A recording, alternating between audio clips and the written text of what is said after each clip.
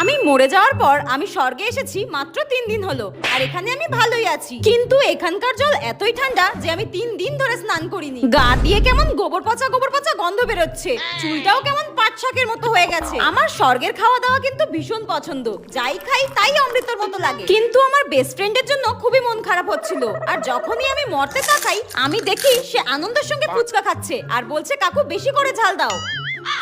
কি নির্লজ্জ মেয়ে রে বাবা, আমি মরেছি মাত্র 3 দিন হলো আর এর মধ্যেই আমার বেস্ট ফ্রেন্ড ফুচকা খেলছে। তুই দেখবি মরার পর শাকচুন্নি হয়ে নরকেই পচে মরবি। যাই হোক, সেদিন হঠাৎ স্বর্গে আমার সুমির সঙ্গে দেখা, আর আমি ওকে জিজ্ঞাসা করলাম কি রে আমি তো স্বর্গে এসেছি, তুই নরকে যাচ্ছিস কেন?